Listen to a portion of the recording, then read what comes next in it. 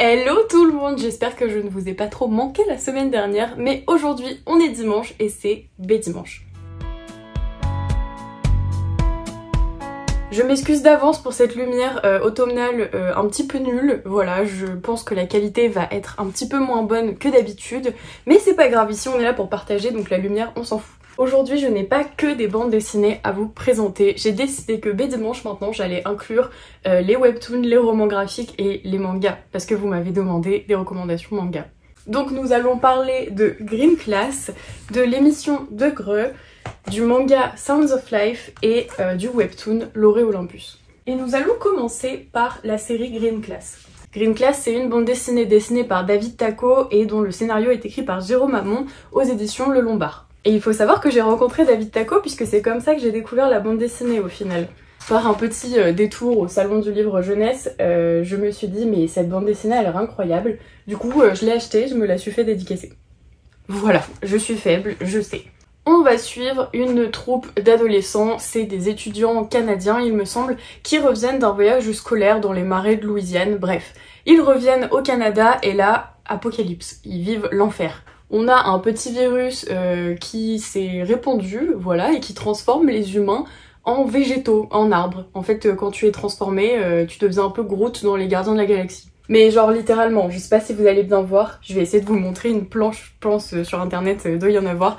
Mais on dirait un petit peu Groot en mode méchant quoi. Je sais pas laquelle je préfère en couverture, mais celle-ci elle est quand même vraiment bien. En fait elles sont toutes bien, j'adore les dessins qui sont un petit peu bruts, un petit peu, je sais pas, violents quoi.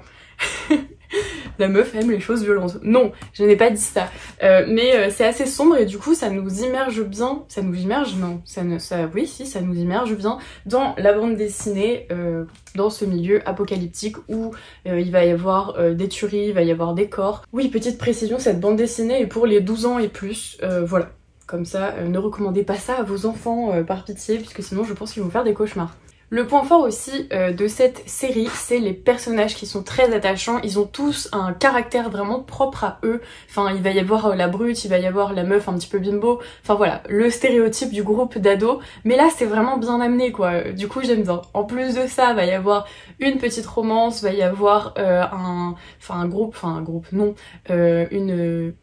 Et pourquoi je trouve pas mes mots? Il va y avoir une fratrie donc d'un garçon et d'une fille et il y a des liens très forts d'amitié etc. Donc je trouve que c'est vraiment très très bien. Il va y avoir des retournements de situation, va y avoir des trahisons et tout ça et moi j'adore ça. Et en plus chaque tome finit sur un cliffhanger mais vraiment à chaque fois, à chaque fin de tome j'étais là en mode mais non je veux la suite, c'est pas possible. D'ailleurs le 4e tome il me semble que c'est le dernier puisque ça finit... ça finit l'histoire quoi, je vais pas vous dire pour pas vous spoil. Donc si vous êtes dans la trame de, je sais pas, The Walking Dead ou dans la trame de... j'ai pas d'autres exemples de zombies là, mais si, il y en a plein en plus. Bref, si vous aimez un petit peu les virus, les zombies, les dystopies, les trucs post-apocalyptiques, franchement cette bande dessinée elle est faite pour vous. Par exemple tu vois, si vous voyez U4, la saga écrite par plein d'auteurs, là je vais vous mettre une petite image pour vous montrer, et bien ça ressemble un petit peu l'ambiance. Si vous n'aviez pas lu, et c'est une très bonne saga que je vous recommande. La prochaine BD que je vais vous présenter, c'est l'émission de Greux aux éditions Albin Michel, écrit par Scott Magoon. Donc vous allez me dire quel est le point commun entre un mammouth laineux, un chat à dents de sabre, un pigeon migrateur et une grenouille, je sais plus ce que c'est comme espèce de grenouille, attendez. Une grenouille venimeuse, et bien en fait c'est parce qu'ils sont tous en voie d'extinction ou qu'ils sont éteints. C'est un peu triste quand on y pense comme ça, mais c'est destiné aux enfants et justement c'est fait pour sensibiliser sur le braconnage, sur la disparition des espèces, mais aussi sur le dérèglement climatique et la fonte de la banquise. Ici vraiment on va être à fond dans la fonte de la banquise puisque nos personnages vont devoir chercher une corne de je ne sais plus de quoi, une corne de licorne... une corne de licorne sibérienne qui est enfouie sous la glace. Et en fait avec la fonte, les braconniers vont venir chercher des ossements, de l'ivoire en fait, de défense d'éléphants et de mammouths, il me semble. Et du coup, les personnages vont essayer un petit peu de lutter contre ça. Ils font partie du coup d'une organisation qui est dirigée par un homme. En fait il les a réanimés, il les a rendus vivants en leur faisant croire qu'ils avaient des parents, etc. Bon c'est un petit peu... En fait, la double lecture est un petit peu horrible. En tant qu'adulte, quand on comprend tout ça, c'est un petit peu triste. Mais la bande dessinée est très drôle et du coup, c'est amené avec beaucoup de second degré, etc. Pour expliquer à des jeunes, ou même moi, je ne connais pas tout sur la fonte des glaces, et bah c'était très intéressant. Ah oui, du coup, GRE, ça veut dire groupe de rangers à la rescousse de la Terre. Voilà, donc c'est vraiment des sauveurs de la Terre, quoi. Ils ont des prénoms assez rigolos puisqu'ils s'appellent Lug, Marty, Kito et Scratch. Et du coup, oui, voilà. Donc leur nouvelle mission, c'est de trouver le pouvoir de guérison qui se trouve dans la corne qui est enfouie sous la banquise. Et on va voir des hommes qui vont utiliser des jets d'eau chaude, etc. pour faire fondre plus vite la banquise, pour pouvoir récupérer plus vite des défenses, etc. Et du coup... ils vont essayer aussi de lutter contre le braconnage et aussi contre les gens qui essayent de voler les terres des gens qui habitaient déjà là avant pour leur voler leurs ressources. Voilà. Scott McGoon, il s'est prononcé dessus, sur ces sujets qu'il a voulu illustrer. Il dit: le livre que vous tenez entre vos mains est ma tentative pour attirer l'attention sur les bouleversements climatiques et l'extinction des espèces. Par bonheur, je disposais d'une équipe aussi géniale que celle du GRE pour m'aider à le réaliser. Du coup voilà, j'ai trouvé ça très beau et je voulais vous partager un petit peu ce que j'ai trouvé. C'est une série qui est en cours, il y a 2 tomes pour le moment, j'ai le tome 2 qui est dans ma palle derrière moi. Et j'ai hâte de lire, je pense qu'à chaque fois ça reprend un petit peu à zéro et qu'à chaque fois va y avoir un enjeu environnemental. Celui-ci il est sorti le 22 mars 2023 donc c'est vraiment une série qui est très très récente mais je vous la recommande. En plus ça se lit assez rapidement et les dessins sont très chouettes. On a cette double page de Scratch qui je vais pas vous dire parce que c'est un spoil mais voilà. Enfin bon, si vous avez des enfants ou si vous-même vous voulez un petit peu vous sensibiliser à tout ça, foncez. On va passer à la recommandation manga, c'est Sounds of Life de Amu. Et c'est aux éditions Akata. D'ailleurs, les éditions Akata m'ont envoyé les 3 premiers tomes, voilà. Et après j'ai acheté la suite. Donc à ce jour, il y en a 8, voilà, que j'ai acheté d'ailleurs il n'y a pas si longtemps puisqu'il est sorti ce mois-ci. Je l'ai pas encore lu, donc je ne sais pas ce qui se passe après. C'est une série qui est très touchante avec des très bons personnages. Enfin, j'aime bien un petit peu m'évader dans cet univers. Et à chaque fin de tome, c'est pareil que Green Class, ça finit vraiment sur un suspense. Enfin, je veux tout le temps la suite, sauf que les mangas, ça apparaît pas comme ça à la chaîne. Et encore, ça paraît plus vite que les romans, donc j'ai pas à me plaindre. Mais du coup, j'ai toujours envie de savoir la suite, c'est très addictif. Il paraît que c'est un manga qui est très phénomène au Japon et que tout le monde se l'arrache. Bon, après, je ne sais pas si c'est de la com ou si c'est la réalité. Ça raconte le quotidien d'adolescents dans un lycée qui vont se retrouver autour de l'instrument traditionnel japonais qu'est le koto. Alors le koto, pour ceux qui savent pas, c'est un instrument à cordes qui est assez long en fait, et ça fait un son... je sais pas comment vous expliquer, mais il faut que vous alliez voir parce que c'est très beau. Donc on va suivre Takezo qui se retrouve tout seul dans son club de koto parce que ses aînés qui étaient des filles sont toutes parties à l'université et du coup il va essayer de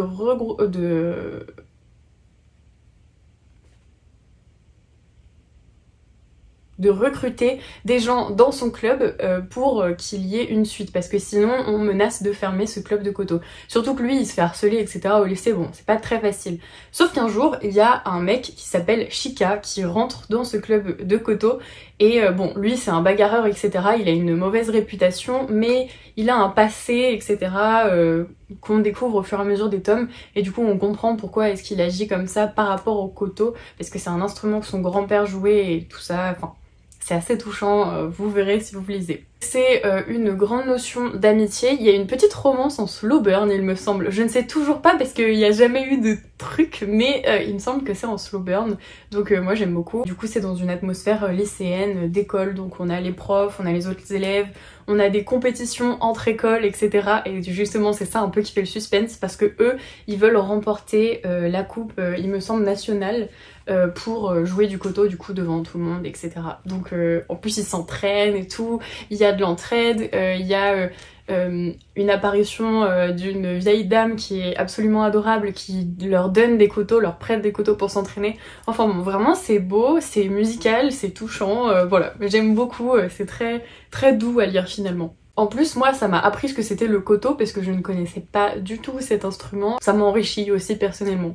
En tout cas moi j'ai hâte de lire le tome 8 qui est ici et je vous en dirai peut-être des nouvelles sur Instagram. Ah j'ai le soleil dans la tête maintenant, c'est parfait. Continuons sur le webtoon L'Orée Olympus. C'est un webtoon qui est très connu, qui a très bien marché et d'ailleurs Hugo BD l'ont publié. C'est dessiné et écrit par Rachel Smith et du coup c'était dans un premier temps publié sur la plateforme Webtoon qui est une plateforme où on peut avoir des bandes dessinées numériques. C'est pas vraiment des bandes dessinées puisque ça se rapproche plus du manga, mais si vous êtes intéressé, eh bien tout est gratuit, donc je vous invite à aller voir ce que c'est Webtoon. Hugo a décidé de le publier. Bon, c'est un petit peu cher puisque chaque tome coûte 24,95 €, voilà. Et pour l'instant, il y en a 5. Le 5e volume est paru il y a pas si longtemps.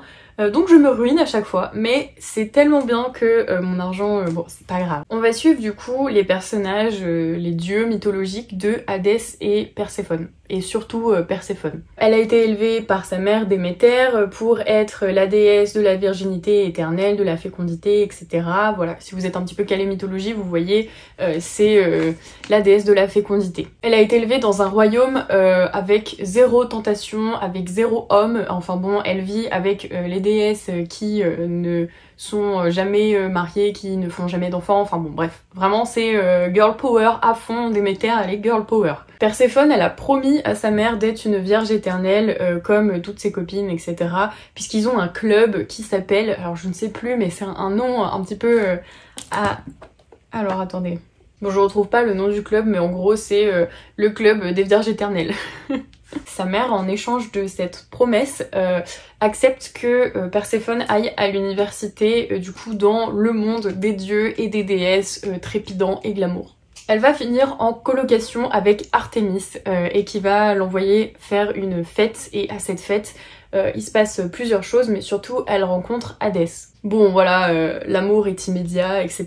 Elle a un gros crush sur lui, sauf que pour être une vierge éternelle et avoir un crush sur Hadès, bon courage. Perséphone dans ce bouquin subit une agression, du coup c'est un roman pour les 15 ans et plus. Enfin de mon avis c'est un roman pour les 15 ans et plus puisque il y a du vocabulaire très fleuri, du coup il y a cette agression qui est quand même un très gros traumatisme et qui revient dans tous les tomes pour Perséphone, du coup voilà, je place ce petit trigger warning, faites attention à vous parce que ça peut avoir l'air mignon etc mais en vrai c'est très dur. J'adore ces couleurs, j'adore le bleu et le rose, j'adore les couleurs des autres dieux, en fait ils ont tous une couleur, il y a le vert, il y a le violet, il y a le jaune et du coup le rose pour Perséphone et le bleu pour Hadès. Vraiment c'est magnifique, enfin les dessins je suis complètement fan. Je sais pas comment vous expliquer mais vraiment c'est toute une atmosphère quoi, quand je vois ces couleurs là je me dis c'est L'Orée Olympus. Il s'agit du premier webtoon que j'ai lu, maintenant j'en ai quelques autres dans ma bibliothèque et franchement c'est une superbe découverte. Je sais plus exactement comment je l'ai découvert d'ailleurs,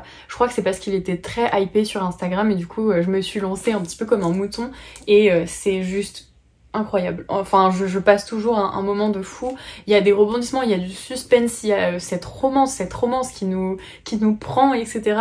Il y a cette Perséphone qui évolue, qui au début, Perséphone c'est Corée, c'est la déesse du printemps qui devient Perséphone quand elle rentre dans le monde des dieux et qu'elle devient la déesse de la fertilité, etc. Enfin bon bref, c'est vraiment très intéressant. Alors oubliez par contre tout le côté mythologique, historique, etc. Hein. On a les personnages, on a un petit peu leur rôle par rapport à la réalité, enfin la réalité, ce qu'on nous a raconté, etc.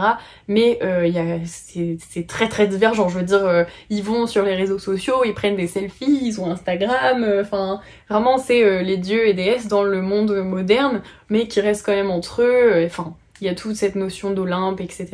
Mais vraiment c'est trop bien. Enfin bon, je vous ai pas sorti tous les tomes, mais ils sont tout là-haut de ma bibliothèque, parce qu'ils sont très lourds aussi, voilà. J'espère que le soleil ne me gêne pas trop, parce que là j'ai le soleil dans la tête, du coup je me penche un petit peu en avant, mais j'espère que je suis toujours un petit peu dans le cadre et que je suis pas trop près. C'est déjà la fin de ce dimanche, j'espère qu'il vous a plu, j'espère que je vous ai donné envie un petit peu de découvrir. Ah, je fais tout tomber d'autres styles du coup de la bande dessinée, donc le webtoon et le manga. Dites-moi si vous voulez que je réitère ça et que je vous recommande à chaque fois un petit manga ou autre chose, un roman graphique, je ne sais pas. Après j'en lis pas des masses, hein, mais j'en ai quelques-uns à vous conseiller. Voilà. Et dites-moi surtout si vous avez lu l'un de ces BD, webtoon, manga.